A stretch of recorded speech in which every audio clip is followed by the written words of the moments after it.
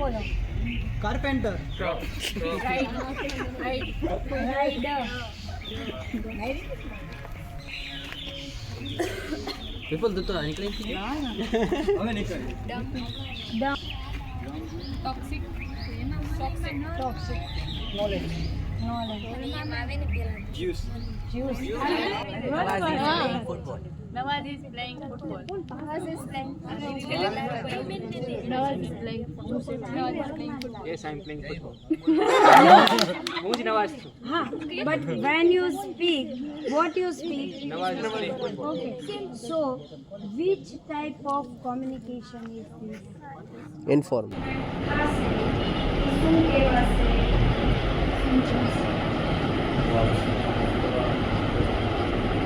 બરાબર? આ બધા word જ્યારે ભેગા થશે, જ્યારે sentence અને sentence જ્યારે બનશે, ત્યારે ઈ feel કરો. I speak a single word. હું એક શબ્દ બોલીશ, એ શબ્દ બોલું ત્યારે તમે શું કરો છો એના માટે કોન્શિયસ બનજો. Okay,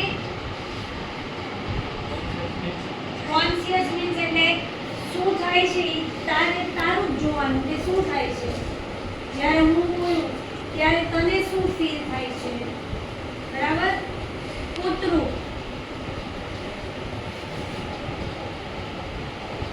flower. અહીંયા તો બધા સરખા થઈ ગયા, તો એવું કેમ થશે? તો વર્બ પ્લસ આઈએનજી શું બતાવે છે? આસ્પેક્ટ. કન્ટિન્યુઅસ આસ્પેક્ટ છે ને, તો વર્બ પ્લસ આઈએનજી શું બતાવે છે? આસ્પેક્ટ બતાવે છે. તો ટેન્સ કોણ બતાવશે? કાળ કોણ બતાવશે? બરાબર, કાળ પોતે બતાવવા પડે ને. આ તો બધું સરખું થઈ ગયું, તો કાળ કોણ બતાવશે? તો અહીંયા લિંકિંગ વર્બ રાઈટ. તો નો અંગ્રેજીમાં હંમેશા વાક્યની શરૂઆતમાં જ આવશે.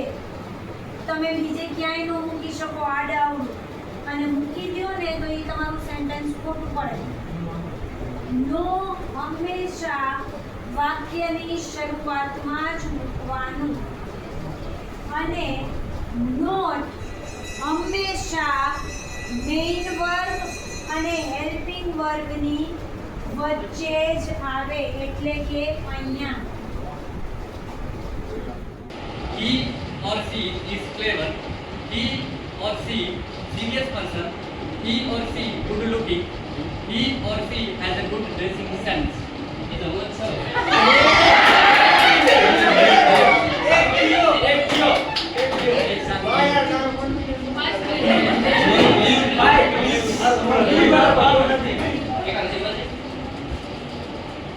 He or she travels by bus.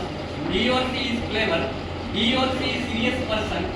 He or she good looking. He or she has a good dressing sense. પણ ઇંગ્લિશમાં ક્રિયાપદના જુદા જુદા રૂપ છે, પણ એમ નથી ખબર કે ઇંગ્લિશમાં 9 છે તો ગુજરાતીમાં 87 છે. બરાબર? આપણે જે આ વર્ક ફોર્મ 9 જોયા ને, હવે આજે ઈ આંકડો જાહેર કરું. ગુજરાતીમાં જો એવું ટેબલ બનાવવા જાઓ તો હવે તમારી પાસે ઘણા બધા વાક્ય છે. તમને ખબર છે કે હેલ્પિંગ વર્બ કોને કહેવાય, તમને ઈ ખબર છે કે એક્શન વર્બ એટલે કે મેઇન વર્બ કોને કહેવાય. તો તમે જ્યારે નકાર વાક્ય બનાવો છો ત્યારે નોટ હંમેશા ઓક્ઝિલરી વર્બ અને મેઇન વર્બની વચ્ચે જ આવે, એની બીજી કોઈ જગ્યા છે જ નહીં. ગમે ત્યાં આડાવડું તો Subject is chemistry and I have completed my master's in